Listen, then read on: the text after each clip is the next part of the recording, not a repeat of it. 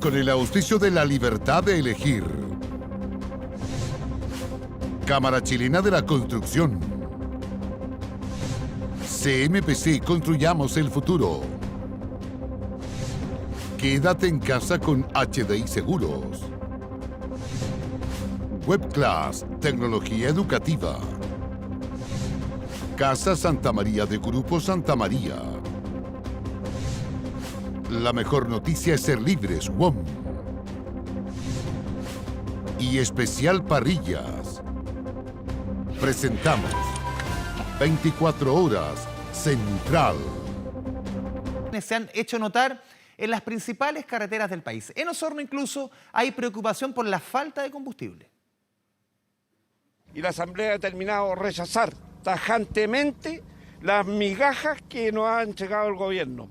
Con estas palabras, José Villagrán, presidente de la Federación de Dueños de Camiones del Sur, sellaba el destino de una paralización que ya cumple 3 días y que tiene como principal demanda asegurarle al gremio medidas de seguridad durante sus trayectos de trabajo.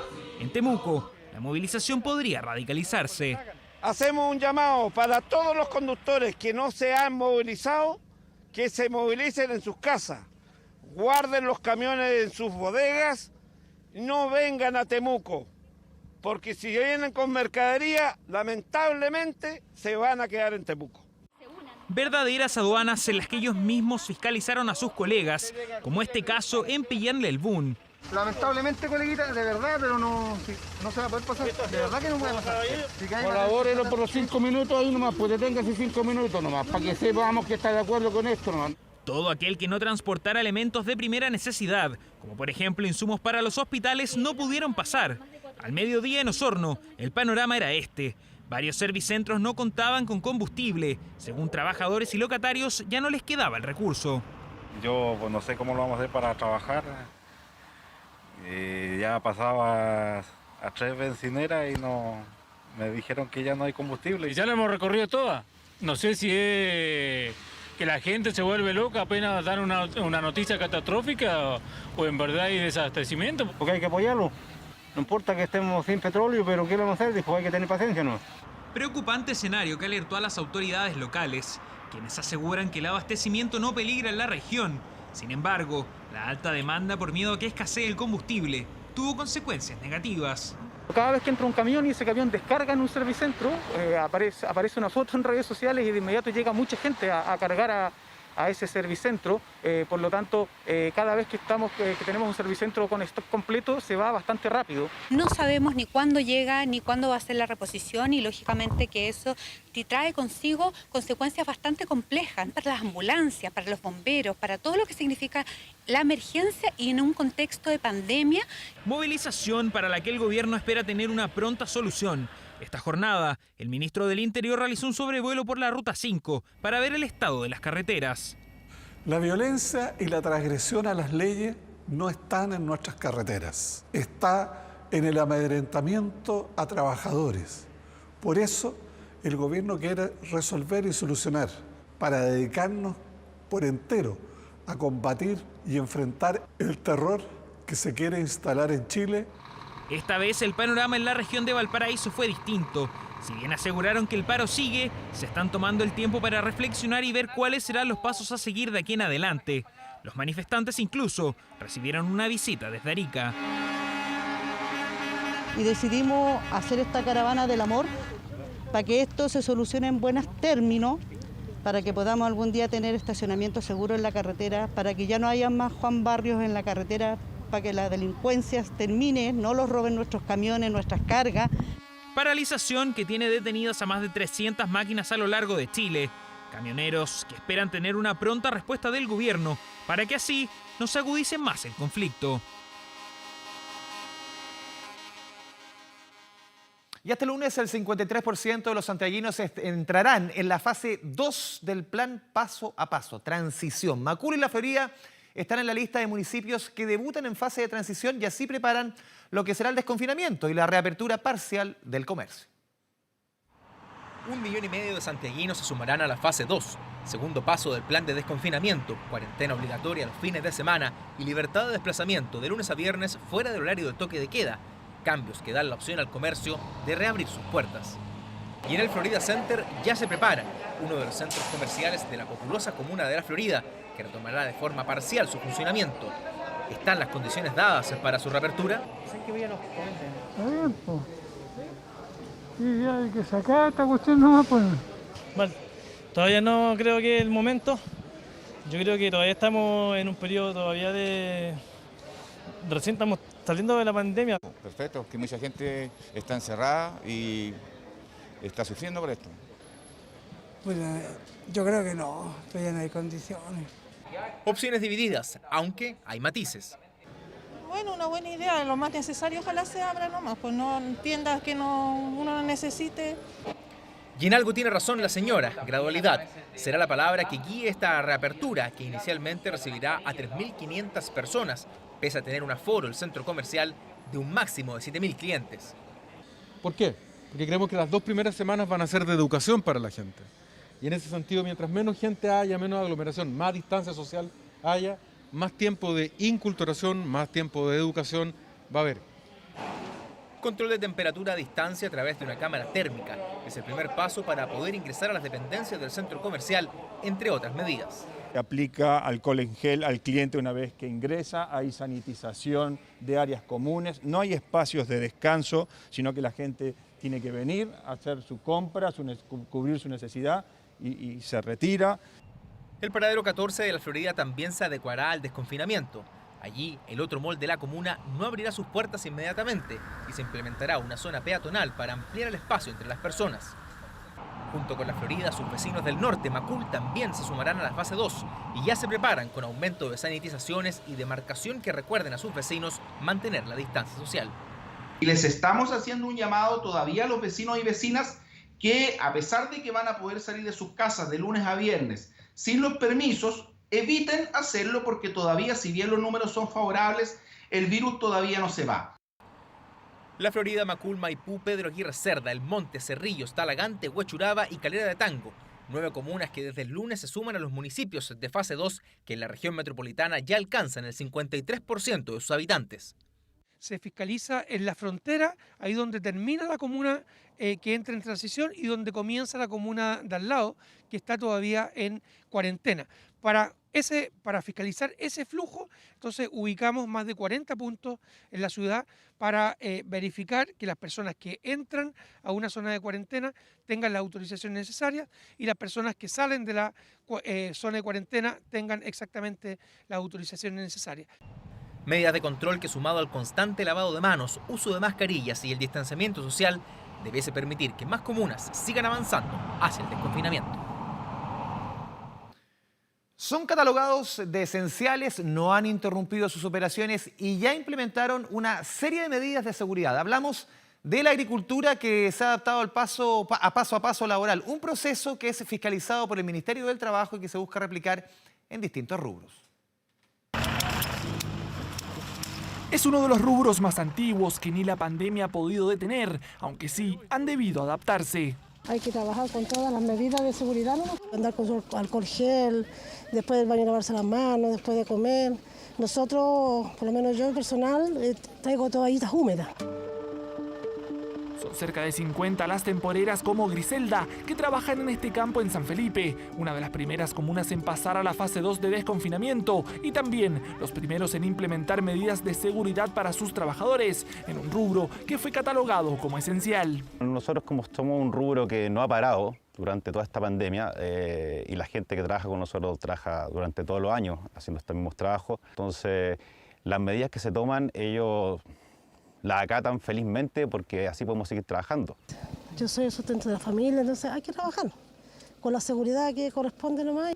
Medidas que forman parte del plan paso a paso, que buscan mantener y recuperar los cerca de 3 millones de puestos laborales, con estrictas medidas de seguridad, sobre todo en un rubro como la agricultura, que genera más de 2 millones de empleos. Necesitamos reactivarnos, necesitamos que las familias tengan sus fuentes de ingreso, necesitamos seguir produciendo.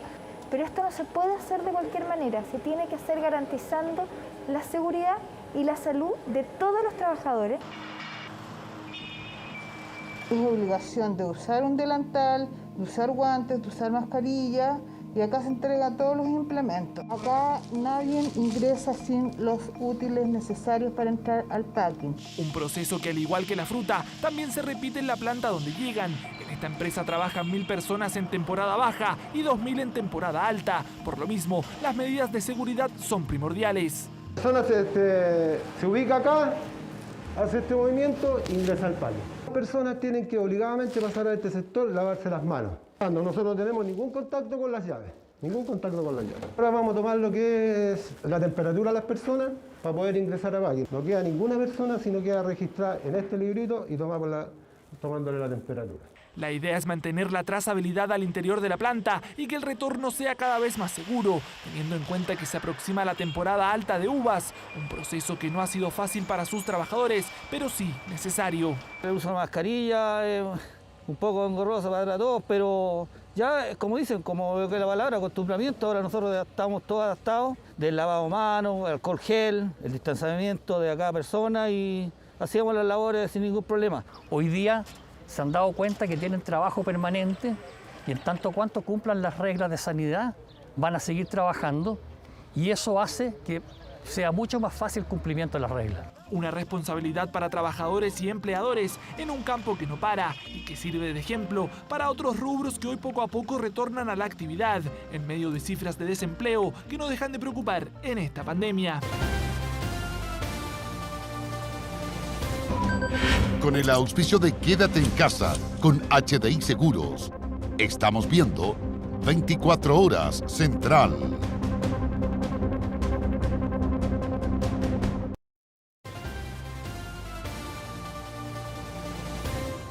Han tenido que despedir a trabajadores, suspender pagos de arriendos y muchos han pensado en bajar las cortinas. Piden ayuda urgente del gobierno para poder enfrentar esta crisis. Incluso se han organizado en un movimiento llamado ¿Quién paga los platos rotos? Es que las ventas han caído más de un 50%. Las historias de las familias del mundo gastronómico en la nota de Gonzalo Jiménez.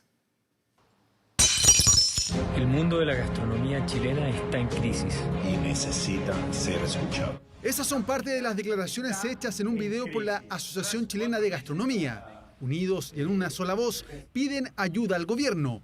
Sienten que se necesitan más medidas para salvar al gremio. Hoy temen que sus sueños puedan llegar a esto. Una crisis que ha afectado a grandes y chicos. Yelu Restaurant funciona hace 22 años en la comuna de Conchalí.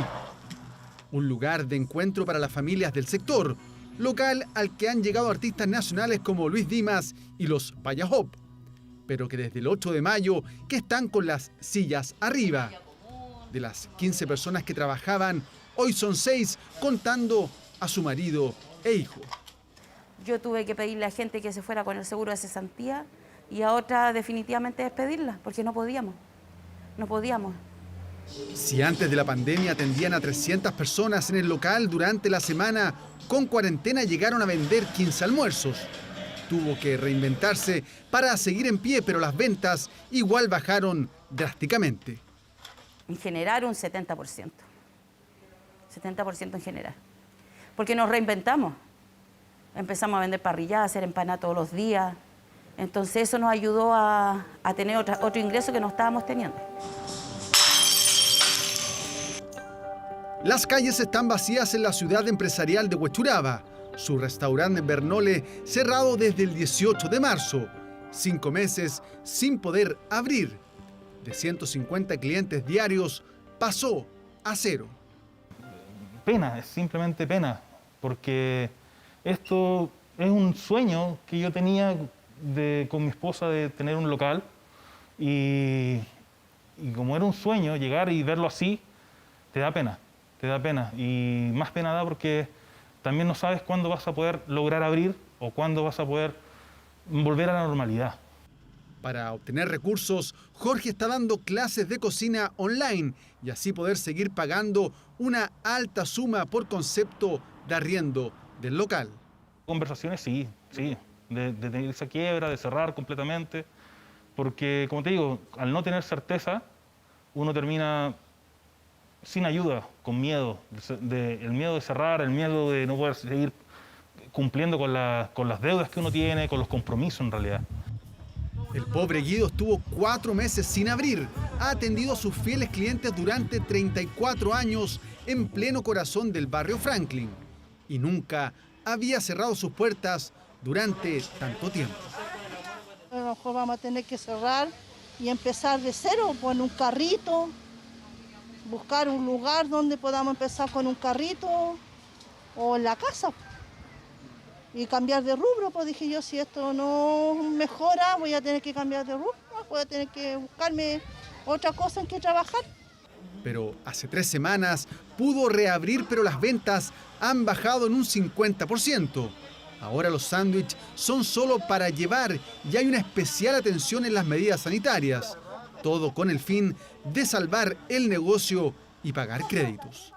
Estoy endeudada, tengo que encalillarme, no, para pedir crédito. Así es que yo espero poder juntar mi platita y pagar, porque nos dieron plazo para pagar el arriendo acá en el Persa. Esa es la ayuda más que hemos tenido nosotros.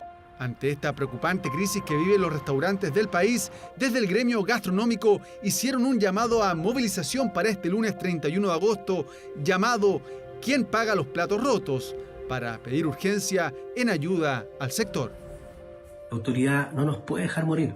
Creíamos que éramos un motor de la economía, pero en realidad somos un plato bonito al final del día. Los restaurantes son mucho más que un show farandulero de cocina. Aquí hay personas que están muy afectadas y miles de trabajadores con su familia. Hoy somos una mesa vacía y una mesa coja. Queremos ser parte de la solución y no del problema. Desde el gremio gastronómico han propuesto 7 medidas para reabrir sus locales o bien algún tipo de ayuda económica para continuar con sus negocios. De lo contrario, temen lo peor. Con tan solo 10 años alcanzó la fama mundial al protagonizar Mi pobre angelito. Y no solo fue precoz en su carrera, se casó a los 17 años y su consumo problemático de drogas también a corta edad lo alejó de la pantalla grande. Hablamos de Macaulay Culkin, quien ya cumplió 40 años. A muchos se nos cayó el carnet ese día que supimos esa noticia. ¿Qué fue de este niño prodigio que ya no es tan niño? Mire. ¿Se acuerda usted de Mi pobre angelito? Muy buen actor, sí. Él debe tener sus... como 70, yo creo. ¿50? Ni cerca. Fueron 40 los que cumplió Macaulay Culkin. Hola amigos. ¿Quieren sentirse viejos? Tengo 40. De nada.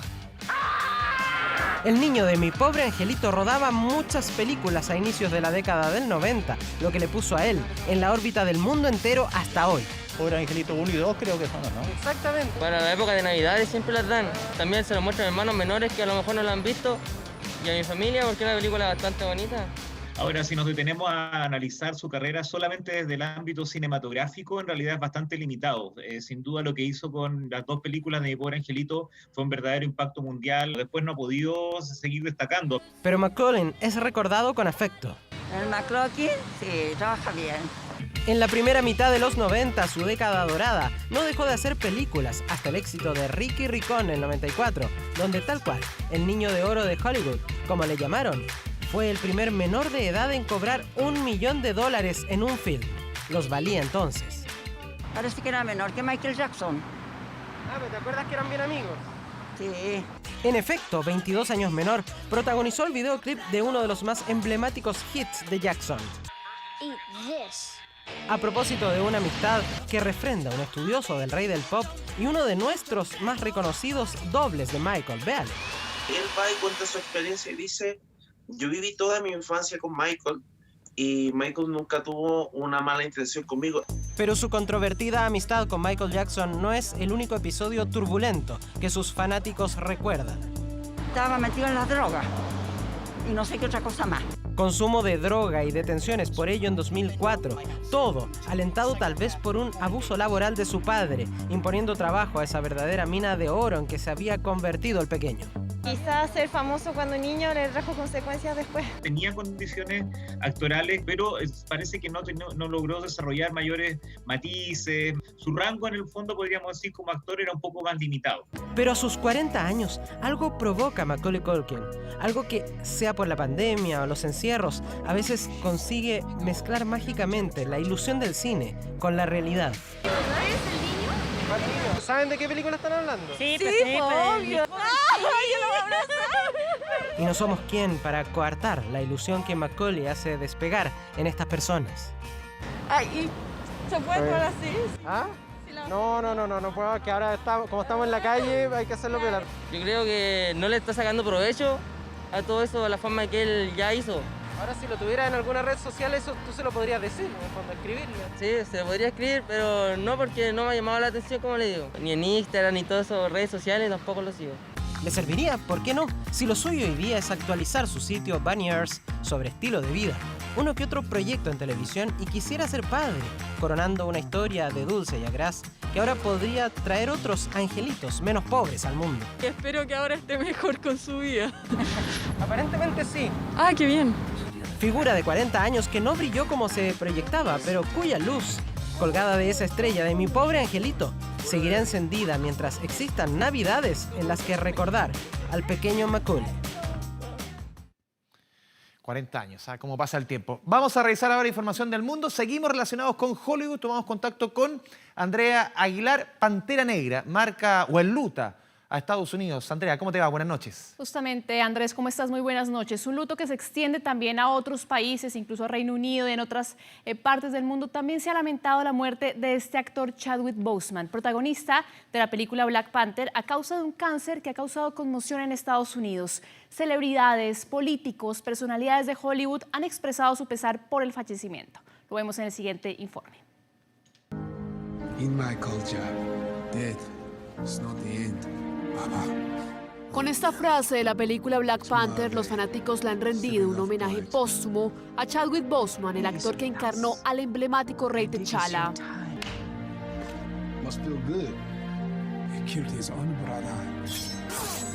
Luego de su batalla contra un cáncer de colon que libró en el ámbito privado desde el 2016, Boseman falleció en la ciudad de Los Ángeles, según el comunicado publicado en su cuenta de Twitter, que se convirtió rápidamente en el tuit con más likes en la historia de la red social, lo que calificaron como un tributo a su figura.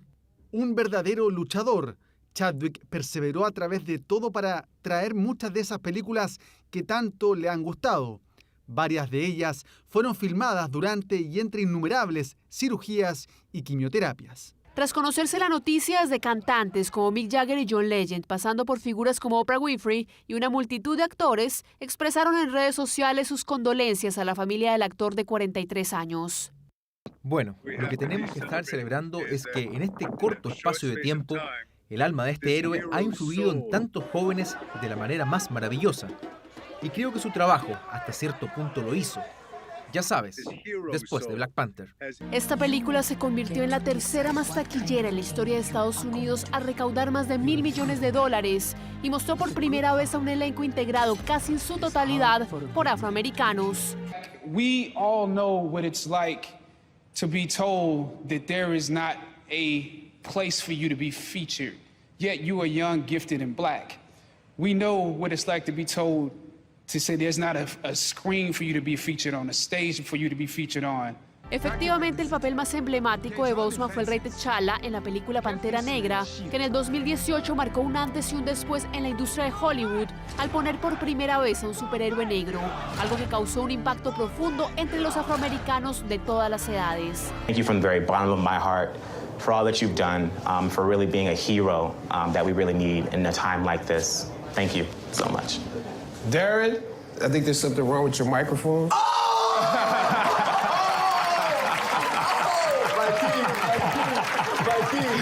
El video de los testimonios, como el de este joven afroamericano, fue grabado en uno de los shows del comediante Jimmy Fallon hace 2 años y fue posteado por la candidata a vicepresidenta del Partido Demócrata, Kamala Harris, quien lamentó la muerte del actor. Con el corazón roto, mi amigo y compañero bisón Chadwick Boseman era brillante, amable, culto y humilde. Se fue demasiado pronto, pero su vida marcó la diferencia.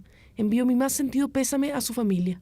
De hecho, la última publicación que hizo Boseman en esta red social fue el pasado 11 de agosto, cuando la senadora de California se convirtió en la primera mujer negra en ser nominada por un gran partido a la vicepresidencia de Estados Unidos. La expareja presidencial norteamericana Barack y Michelle Obama dedicó también sentidas palabras al actor que llevó al cine a íconos afroamericanos como Thurgood Marshall, el primer juez negro de la Corte Suprema, y el beisbolista Jackie Robinson. El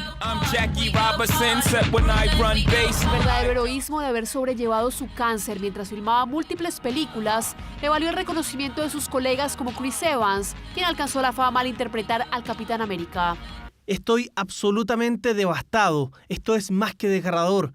Chadwick era especial. Fue un artista profundamente comprometido y constantemente curioso. Pocos artistas tienen tanto poder y versatilidad. Le quedaba mucho trabajo increíble por crear. Los homenajes a Boseman se extendieron al mundo del deporte de la mano del líder mundial de Fórmula 1, Lewis Hamilton, quien hizo el tradicional saludo Wakanda Forever, que popularizó la película como un gesto que reivindica a la comunidad afroamericana con el símbolo de éxito. Muere el héroe que marcó a toda una generación y que llevó el orgullo de ser afroamericano a la gran pantalla, en momentos en los que Estados Unidos continúa enfrentando el racismo que ha desatado la oleada de protestas más grande de las últimas décadas.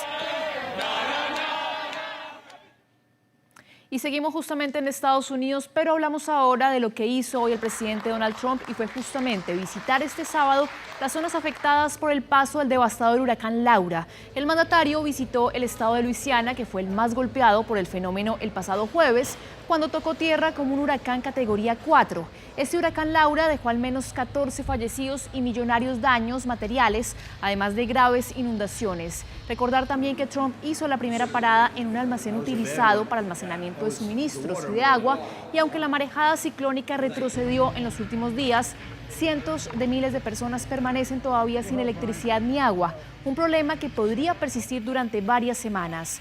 Trump inspeccionó la zona, estuvo en contacto con los afectados por el huracán, que sucedió mientras se clausuraba justamente, recordarán ustedes, la convención republicana de la semana pasada, que esta semana lo nominó oficialmente como candidato a las elecciones del próximo 3 de noviembre. Pasemos a revisar parte de las declaraciones que entregó el presidente Donald Trump durante esta visita.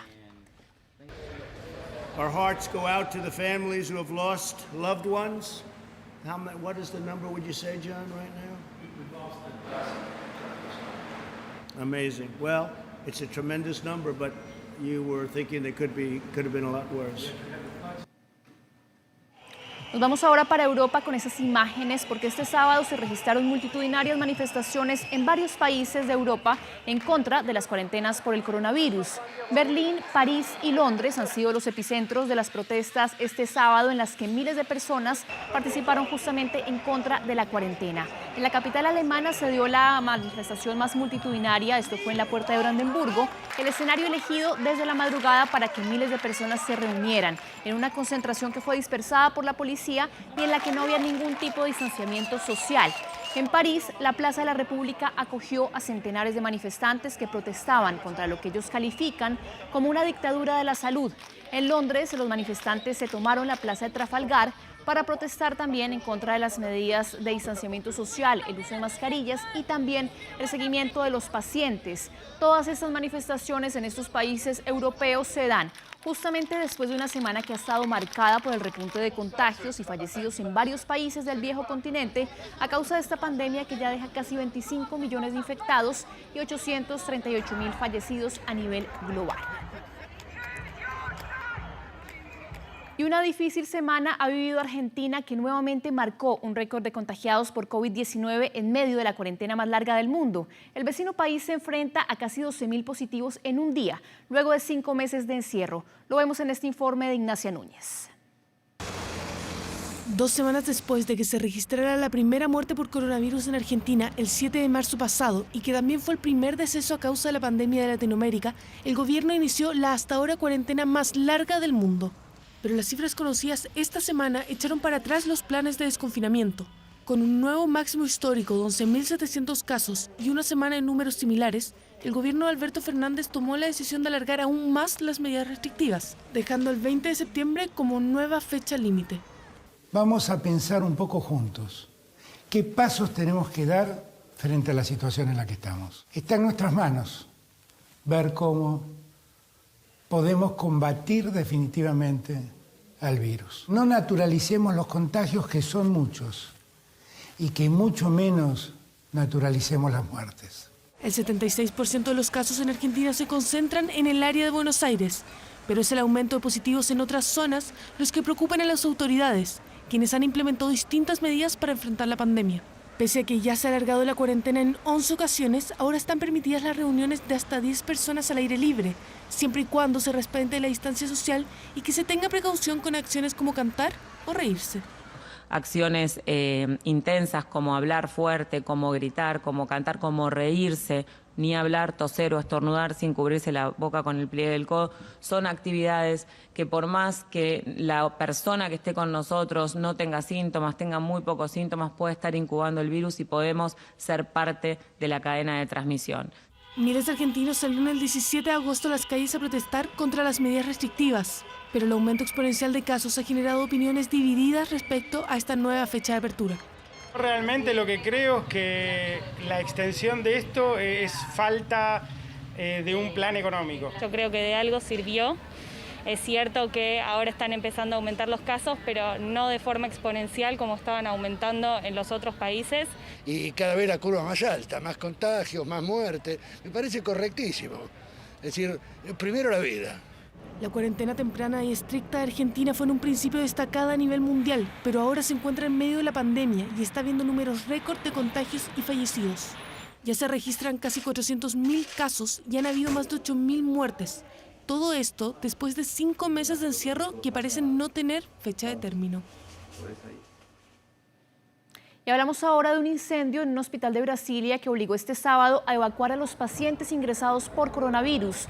Las llamas empezaron a las 10 de la mañana, hora local, en el Hospital Santa Luisa, aunque logró ser controlado en poco tiempo gracias al rápido actuar de bomberos en el sector de la azotea, donde se provocó esta columna de humo que vemos en imágenes y que pudo ser vista desde distintos puntos de la capital brasileña. El cuerpo de bomberos ayudó no solo a apagar el fuego, sino a que facilitó también la evacuación de los enfermos. Hasta el momento no hay información sobre heridos y se cree que el incendio inició en la sala de máquinas del centro de salud. Vamos ahora a noticias de Oriente Medio, porque en estos momentos miles de israelíes protestan nuevamente para exigir la renuncia del primer ministro Benjamin Netanyahu, acusado de corrupción y mal manejo de la pandemia.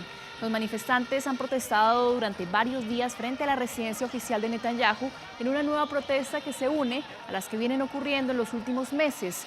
Sin embargo, el mandatario, que lleva más de una década en el poder y está investigado en 3 casos de corrupción por soborno, por fraude y también por abuso de confianza, se niega a dimitir.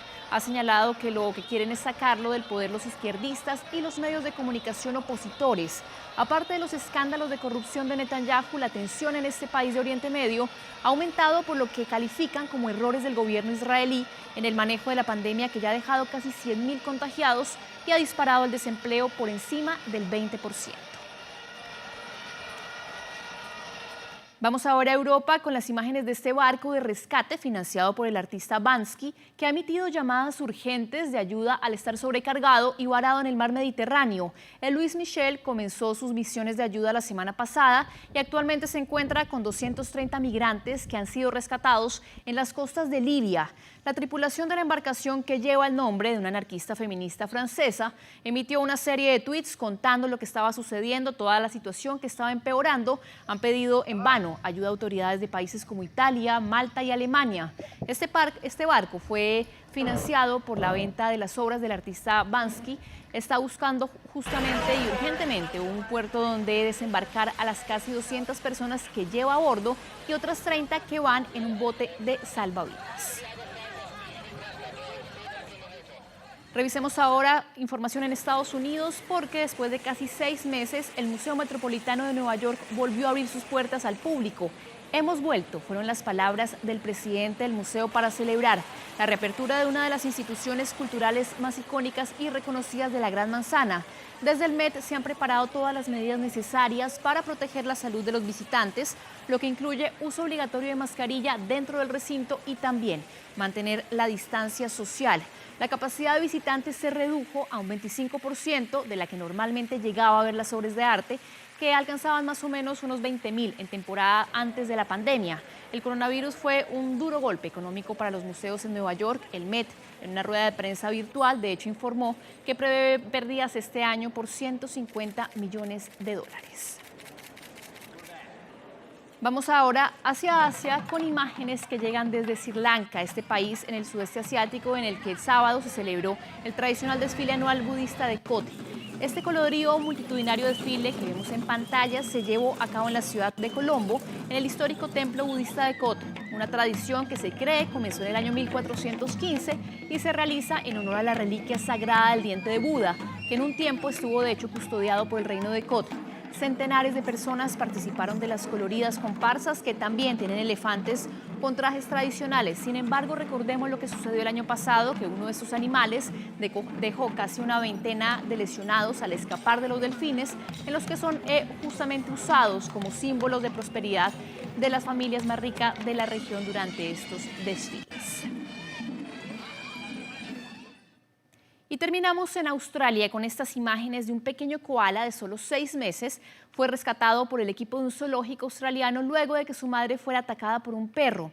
Minnie es el nombre que le dieron a esta koala de 400 gramos que llegó en condiciones precarias al zoológico australiano Werribee Open Range. Esto queda en la ciudad de Melbourne. Según explican sus cuidadores, a esa edad los koalas dependen completamente de sus madres por el calor, la leche, también la seguridad que les brindan.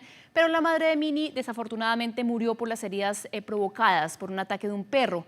Ahora la pequeña koala es cuidada a las 24 horas por una de las veterinarias del recinto, que de hecho ha logrado sustituir la bolsa de la madre con una hecha de lana, además de darle leche, todos los suplementos que necesita, y la cría va a ser cuidada hasta que alcance los 3 kilos, que podría tomar 1 año y medio para luego regresarla, Andrés, a la libertad. Sí, una triste historia, pero termina de manera tan maravillosa. Andrea Aguilar, muchas gracias por toda la información del mundo. Muy buenas noches. Que estén bien, buenas noches. Volvemos al país. El Instituto de Salud Pública emitió una alerta farmacológica para sacar de circulación un tipo de pastillas anticonceptivas. Se trata de una partida de cerca de 14.000 unidades en las que se detectó errores en la disposición de las píldoras activas y de placebo.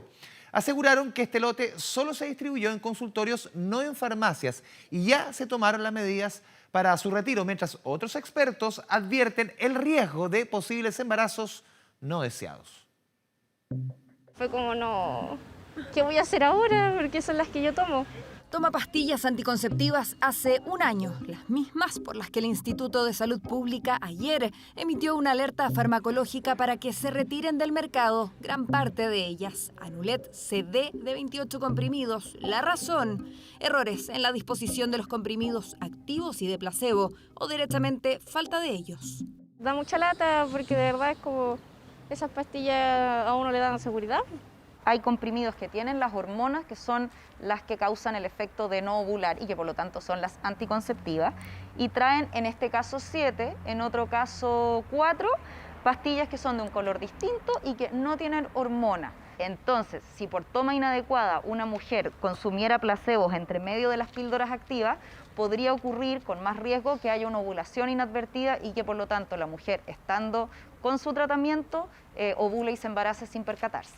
Son cerca de 14.000 unidades que fueron distribuidas desde febrero en los consultorios del país, no en farmacias y correspondientes a la serie B20034A. Aquí tengo una caja de Anulet CD de 28 comprimidos. ¿Dónde tiene que fijarse para saber si es que la suya fue parte de la partida con errores? En el número de serie que sale al costado. El lote en cuestión, eso sí, fue entregado en consultorios, es decir, en el servicio público, y ahí las pastillas no vienen en caja. En ese caso debe verificar el número de serie impreso en el mismo blister. Tú sabes para qué es, el tiempo que dura, entonces que vengan menos o que estén cambiada, terrible. Sí, súper inaceptable. Fueron los propios farmacéuticos de los consultorios quienes detectaron fallas en 6 unidades, alertaron al ISP y se ordenó el retiro inmediato. El Instituto de Salud Pública constantemente emite alertas e información sobre el uso correcto, la calidad y la seguridad de los medicamentos. Estos problemas, al ser detectados, son informados de tal manera que se tomen las medidas respectivas como el retiro y así evitar que se entreguen medicamentos de mala calidad a la población. Desde el laboratorio indicaron aún se investiga qué habría generado el problema, aunque reiteraron que en ningún caso se vio afectada la composición de las píldoras. sí su orden y disposición, lo que para los expertos es alarmante. Ya en mayo, desde Miles Chile advirtieron que más de un 70% de las mujeres ha tenido problemas para conseguir pastillas anticonceptivas en el contexto de la pandemia, y esto agrava la situación aún más. Nos parece grave lo que ha ocurrido y esperamos que tanto el laboratorio tome medidas específicas para de alguna manera compensar esto a las personas que lo compraron. Estamos preocupados a nivel país porque nos tememos que haya un aumento de la natalidad, un aumento de los embarazos no planificados por la disminución de acceso a los métodos anticonceptivos por la pandemia y la cuarentena. Entonces, a eso sumarle un método que es tan ampliamente distribuido como esta marca de anticonceptivos, que esté mal rotulado y que por lo tanto se preste para un uso inadecuado, la verdad es que nos preocupa tremendamente. ¿Qué corresponde hacer para evitar riesgos? Primero, calma. Segundo, mantén las pastillas anticonceptivas. Y tercero, ante la duda, siempre condón. Desde la Agrupación de Ginecólogas de Chile aseguraron estarán respondiendo dudas y entregando asesoría a través de redes sociales a quienes lo necesiten. Comenzó como un plan piloto, pero se espera que se replique pronto en más comunas. Se trata de cabinas de visita segura para que adultos mayores de residencias de larga estadía puedan tener contacto con sus familiares de manera más cercana, pero sin correr riesgo. Una necesidad que viven hoy muchas familias que no han podido compartir con sus abuelas, abuelos, a causa de la pandemia. A esta casa, piensa Lili, le faltan los abuelitos. El asadito familiar iba sí o sí sábado domingo. Pero hace meses que nada de eso ha ocurrido. Los fines de semana jugaban fútbol y ahora echan de menos al Tata porque el Tata era el que más jugaba los fines de semana con ellos. La cancha está, pero no todos los jugadores, ni el abuelo ni la abuela, pueden acompañarlos. Lo que pasa es que mi papá hace como 3 años le dio una neumonía. Y gracias a Dios se salvó, pero él no se puede arriesgar ahora a ningún tipo de contagio. Hola. Por ahora, la videollamada es el camino ante un distanciamiento que aún resta mucho para terminar. Eso nos ha afectado bastante a mí y a mi esposo, no poder visitarlos, no poder abrazarlos. Falta el abrazo, cuentan, un gesto que desde ahora algunas familias sí pueden vivir. Sí, mi mamá. ¿Cuántos meses llevaba sin verla? 5 meses. Las chiquillas me decían que no siempre está así contenta, porque está triste, que llora. Ella misma me dijo, porque esa es la pena que tiene, piensa que no la vamos a ver más. Pero todo el rato que estuvo conmigo estaba contenta. Y esta experiencia vivida en Las Condes, en el hogar de larga estadía para adultos mayores, Nuestra Señora de los Ángeles, da respuesta, por cierto, a una sentida necesidad de muchos. Fue bastante impresionante. Ajá. Sobre todo el estar en un lado y otro. Es importante sentimentalmente. La cabina, un cubículo originalmente utilizado para la toma de muestra de exámenes PCR, se encuentra aquí y en otro hogar dependiente del Consejo Nacional de Protección a la Ancianidad. Que lo creó la Universidad Católica, la Facultad de Ingeniería, y por intermedio de la Fundación Acrux, ellos fueron los intermediarios para que pudiera ser el puente de visita de nuestros residentes.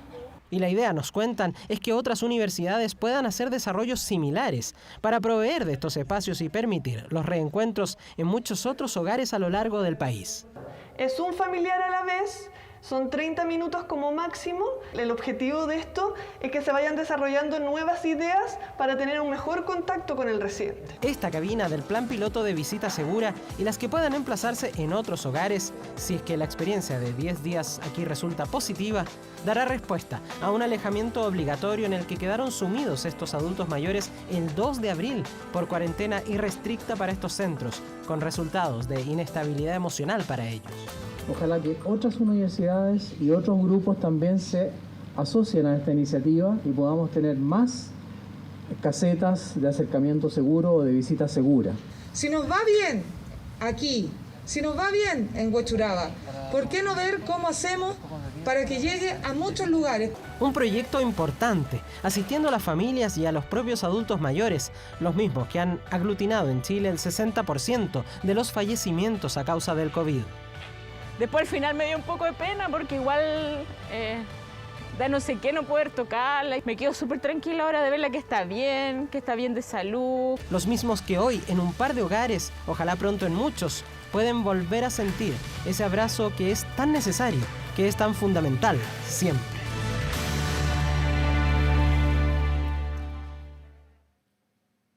El exjugador de Colo-Colo, Jason Silva, fue nuevamente detenido por la policía. Esta vez cayó tras un operativo de la Policía de Investigaciones contra una banda que robaba vehículos de lujo, con la cual el futbolista tendría vínculos según la investigación. De hecho, mantenía un Mini Cooper de origen ilícito, por lo que fue formalizado por receptación.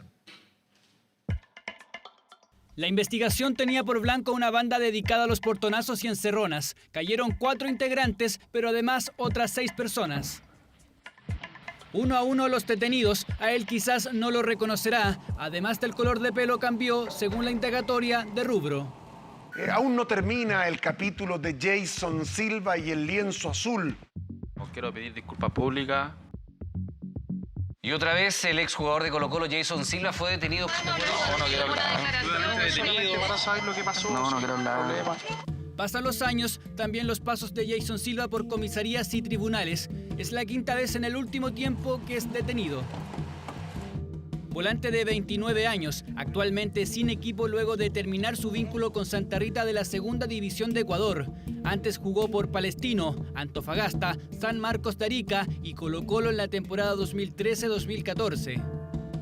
A veces titular, otras tantas en el banco, al igual que este viernes, pero en el Centro de Justicia, escuchando los delitos que la Fiscalía le imputaba. Con don Jason Silva Pérez, a través de la aplicación WhatsApp, en la cual este sujeto le encarga vehículos a Valenzuela Durán para posteriormente pagarle por los automóviles sustraídos. Inclusive le solicita robar un vehículo para utilizar esas piezas en automóvil de su esposa por un accidente que tuvo. El operativo tuvo por nombre Operación Clon. Es que la banda, aparte de robar los autos en portonazos o encerronas, los clonaba para aparentemente venderlos. Buscaban de preferencia vehículos de lujo, les permitía obtener ingresos abultados, atacaban con armas de fuego y chaleco antibalas si era necesario. Están asociados a hartos delitos: robo con violencia, robo con intimidación, porte ilegal de arma de fuego, tráfico de drogas. Operaban principalmente en el sector oriente de la capital y el sector sur de la capital. Pero ¿cómo el futbolista llegó a mantener vínculos con la banda delictual? Antes parte de su currículum con la justicia, la que comenzó dentro de la cancha. Abril de 2014, jugador de Colo-Colo, fue formalizado por incitar a la violencia en los estadios luego de patear y pisar una bandera de la U. Quiero pedir disculpas públicas, me siento muy arrepentido. Tuvo años de buena disciplina, pero terminó en marzo del año pasado cuando fue detenido en Puente Alto. Conducía este Camaro con una licencia falsa. Le piden la documentación y se dieron cuenta de que la licencia era falsa. Sí, ¿cómo la obtuvo? Esa información yo no la manejo. Se logró concluir con el registro civil en línea de que no era una licencia extendida por una municipalidad. No pasó un mes cuando fue detenido otra vez. Ahora en Santiago, conducía en estado de ebriedad, pero además ofreció 50.000 pesos a carabineros para quedar libre. Julio sería su tercera y última aparición del año. Ahora detenido por conducir con un permiso de circulación falsificado. El original estaba vencido, quedó en libertad, pero con arraigo nacional y firma mensual. Ese día prefirió gambetear a los micrófonos. No quiero hablar. Detenido para saber lo que pasó. No quiero hablar.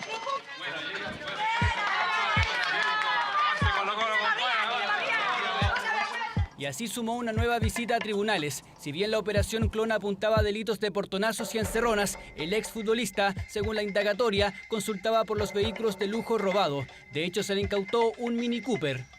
Sabía o no podía menos que conocer el origen ilícito. El vehículo tiene placas patentes robadas, placas patentes distintas a las originales. Está utilizando estas placas patentes para ocultar la situación del vehículo.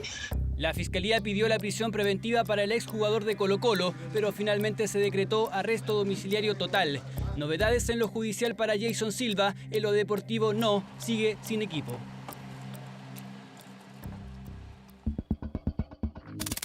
Inicio del partido.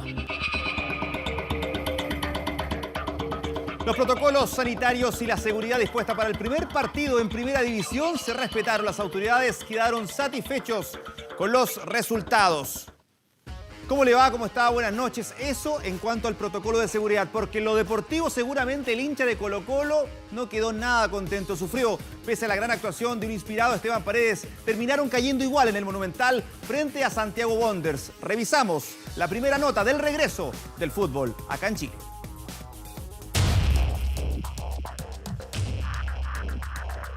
Es algo muy esperado por los hinchas, por los clubes.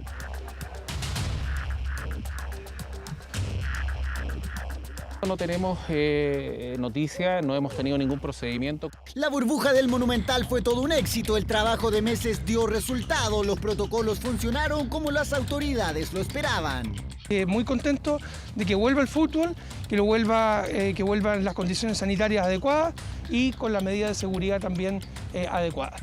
Las medidas definitivamente resultaron. Según el último reporte de Carabineros, hubo solo 3 detenidos por infringir el artículo 318, el que dice relación con infringir las reglas de salubridad. Fundamental seguir avanzando y nos parece que ojalá que se cumplan todas las medidas que hemos implementado como Ministerio de Salud. Toma de temperaturas y mascarillas personalizadas para los jugadores del Cacique que arribaron desde las 10 de la mañana en adelante. Gualberto Jara literalmente fue el conductor del equipo. Wanderers, que viajó este viernes y concentró en la capital, llegó en este bus. Los protagonistas listos y comenzaba el esperado espectáculo. En sus redes sociales, Colo-Colo promocionó el retorno a Albo como si fuera el estreno de una gran película. Lo cierto es que dicha obra terminó siendo de terror. Y eso nos permitió siempre poder revertir el marcador adverso que teníamos. Y claro, porque finalmente fue el equipo Caturro el que se quedó con los 3 puntos tras una victoria por 3-2. El equipo de Ramírez fue una pesadilla para Colo-Colo. Y tuvimos un par de distracciones que nos costaron, ¿no? La burbuja del Monumental funcionó. Diferente suerte la que tuvo el equipo Albo tras pie en el redebut, que se llenó de dudas de cara al resto de partidos, el que incluye el reestreno en Copa Libertadores. Mal regreso de Colo-Colo, seguramente va a tener una semana bastante complicada pensando en lo que pasará el próximo fin de semana, que enfrenta en el Superclásico a Universidad de Chile. ¿Quién llega así muy finito y con 40 años es Esteban Paredes, que volvió a anotar con la camiseta de Colo-Colo? El tanque suma 217 goles a su lista en el torneo nacional y está muy, pero muy cerquita del máximo goleador de todos los tiempos del Colo-Colo, Carlos Humberto Caselli. ¡Qué buena bola! ¡Lo tiene Paredes!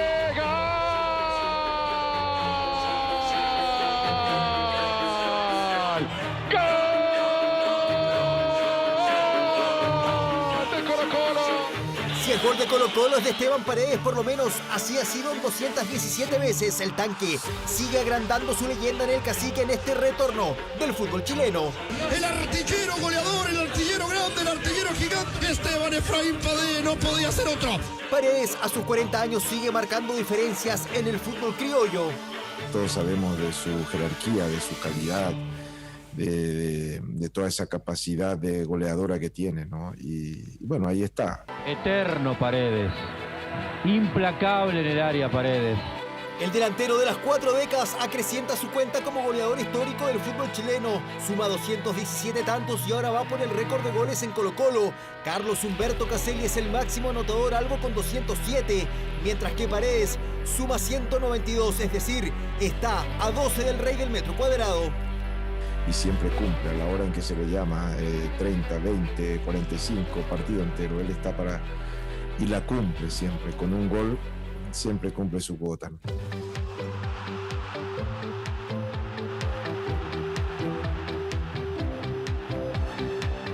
Paredes se afianza como uno de los máximos ídolos de la historia del Cacique. Ha regalado goles de todo tipo en diferentes competencias y según lo expresado en los últimos días, hay tanque para rato porque a raíz de la pandemia el atacante habría decidido extender su carrera hasta la mitad del próximo año. Ves cosas que todavía tienes ganas, que todavía está en plenitud. Vamos a ver qué pasa. Más vigente que nunca, a sus 40 años, Esteban Paredes en el retorno del fútbol brilla con luces propias a pesar de la derrota de Colo-Colo. El ex Bisogol sigue aumentando su cuenta corriente como goleador histórico del fútbol chileno y ahora va por Carlos Caselli como goleador histórico del Cacique.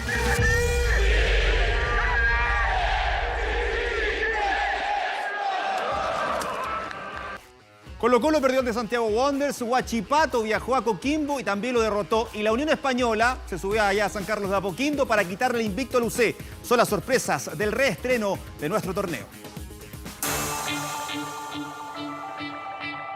El fútbol está de vuelta, sí en la cancha, no con su ambiente y particularidades. Imágenes que no volveremos a ver hasta nuevo aviso.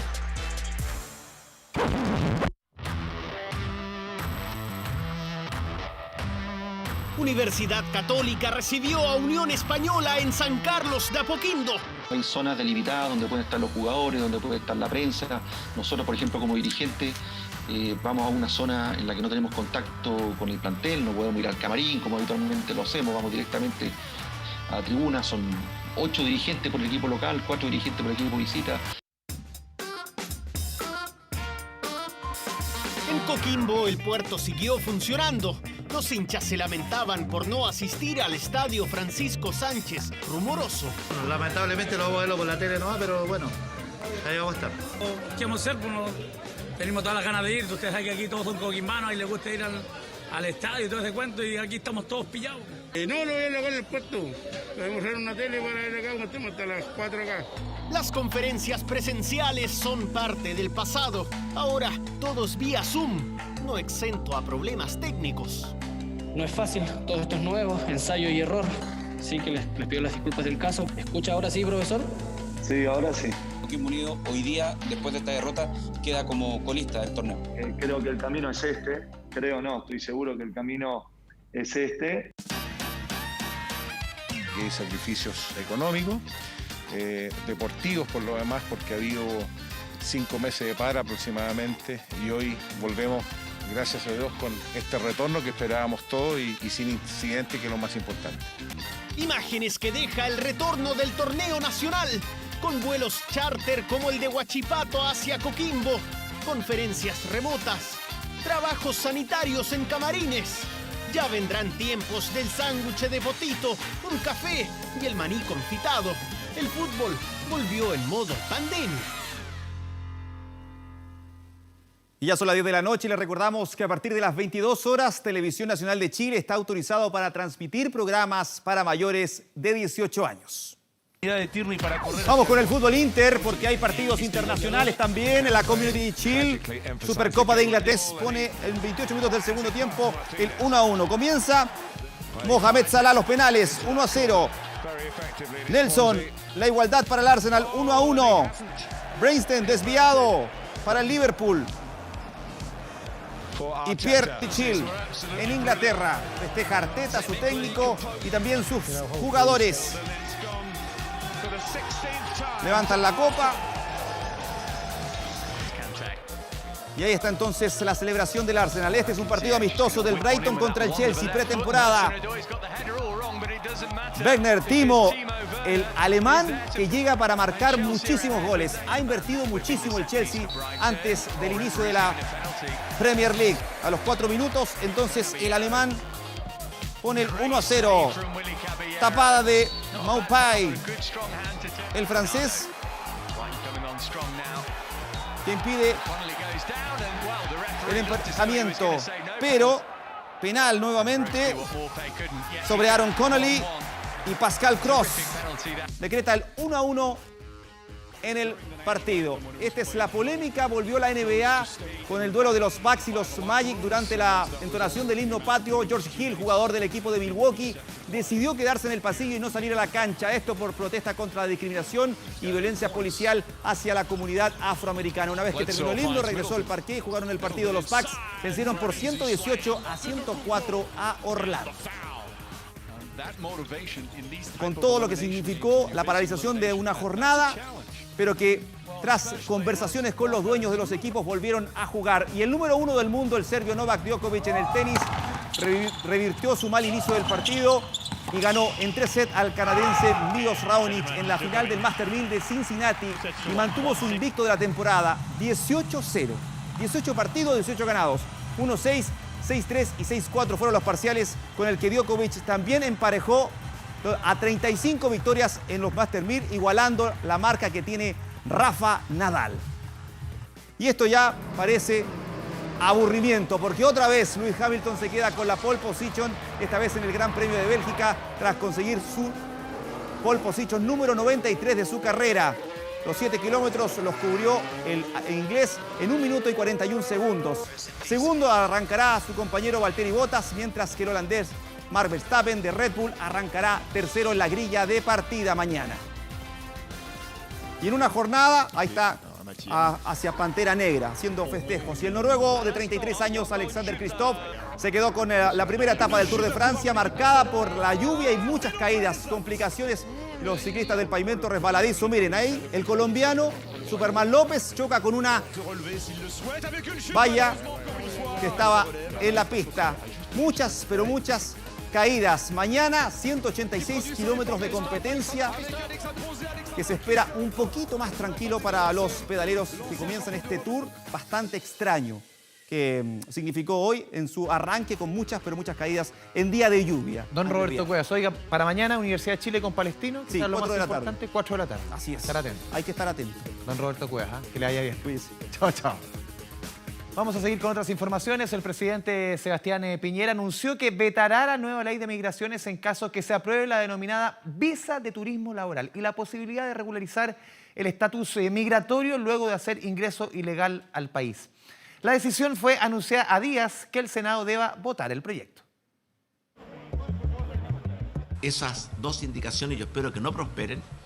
Y si fueran aprobadas, yo como presidente de Chile las voy a vetar porque creo que producen un profundo daño. Decisión tomada por el presidente que en su gira por el norte anunció que vetará la nueva ley migratoria si es que el Congreso da luz verde a 2 puntos. El primero, la visa de permanencia transitoria para la búsqueda de oportunidades laborales o la llamada también visa de turismo laboral por algunos sectores. El otro punto, la posibilidad de regularizar la situación migratoria de quienes ingresaron de forma irregular al país hasta 90 días después de publicada la ley. Eso es una verdadera invitación, un estímulo a la migración ilegal, que yo creo que son malas propuestas y por lo tanto no las compartimos y las rechazamos. 2 puntos clave que fueron impulsados por algunos sectores de la oposición, pero que no convence a todos en la centroizquierda. Y no me extraña que genere un nuevo conflicto con el Parlamento vetando un proyecto de ley o una indicación aprobada democráticamente. Aprobar este tipo de visas significaría decirle a muchos extranjeros vengan a buscar trabajo a Chile, cuando tenemos hoy una alta tasa de desempleo en nuestro país. Hay cesantía en los migrantes que ya están en Chile y hay cesantía también y grave en los chilenos. No parece aconsejable de que pueda cambiar el estatus dentro del país. Debate que desde el 2013 está instalado en el Congreso Nacional y que para el oficialismo podría implicar una oleada masiva de migración ilegal de concretarse los cambios propuestos por parte de la oposición.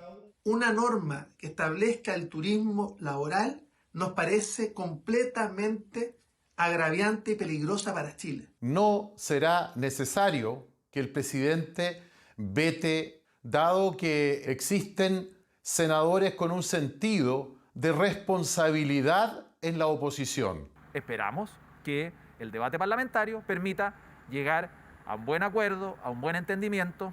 Proyecto que luego de su paso por el Senado sí o sí tendrá que volver a un tercer trámite constitucional a la Cámara, donde también hubo comentarios sobre la decisión presidencial. No me parece que el presidente de la República esté amenazando desde ya, cuando todavía no ha terminado su trámite. El presidente ejerce una facultad que tiene, que es vetar cada vez que vea que un proyecto le hace daño a Chile. Yo tengo la esperanza de que las indicaciones se caigan. Cartas echadas sobre la mesa a puertas de una semana clave para la reforma migratoria que entre miércoles y jueves tendrá que ser votada por el Senado.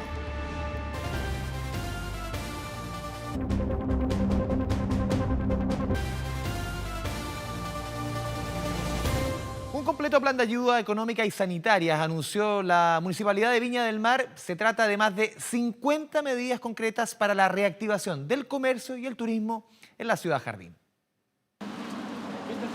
El comercio en Viña del Mar es un pilar clave para su desarrollo y su actividad recreativa.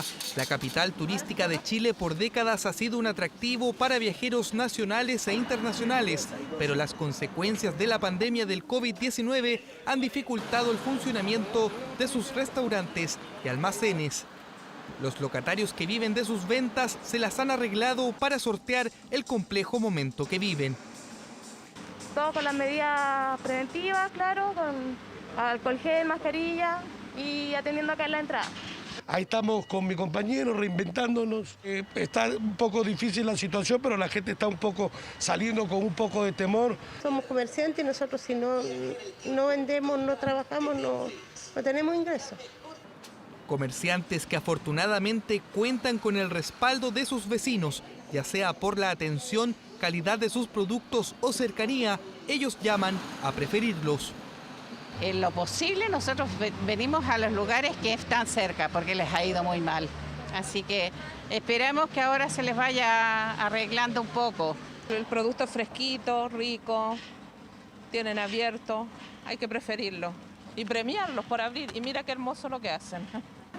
Para dar un nuevo impulso, la Municipalidad de Viña del Mar ha trabajado en un plan integral de prevención y activación del comercio y el turismo. Se trata de más de 50 medidas concretas para avanzar en el crecimiento de la ciudad de manera segura.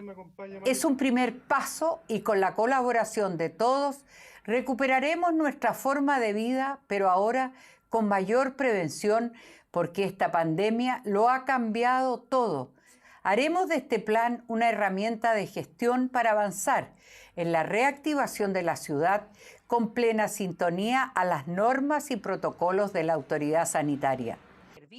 La iniciativa contempla acciones graduales para facilitar el apoyo económico y sanitario de las medidas del gobierno central. La distribución de 6.000 kits de limpieza, elementos de seguridad y despliegue policial, demarcación de lugares y postergación en el pago de patentes y permisos son parte del paquete de ayuda. Hemos estado preocupados y ocupados de ver distintas materias para la reactivación del ecosistema turístico, que no solamente afecta a hoteles y restaurantes, sino que también al comercio. Hemos realizado un trabajo conjunto con el municipio de Viña del Mar para estar preparados cuando la autoridad sanitaria determine la apertura. Nos pone muy contentos esta iniciativa, que creemos que además es un ejemplo para el resto de las ciudades de la región y siempre poniendo el hombro para que salgamos todos juntos adelante.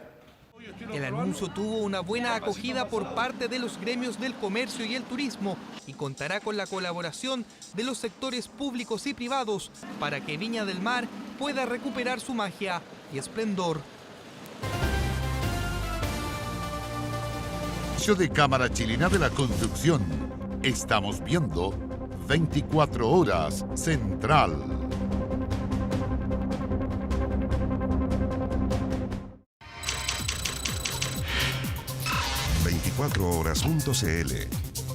Este sábado el Ministerio de Salud publicó el informe epidemiológico número 46 desde el inicio de la pandemia, en el cual Punta Arenas figura como la comuna con más casos activos de coronavirus a nivel nacional tras una pronunciada alza en los últimos días. ¿Cuáles son las 20 comunas con más casos activos actualmente? El listado completo lo pueden encontrar en 24horas.cl.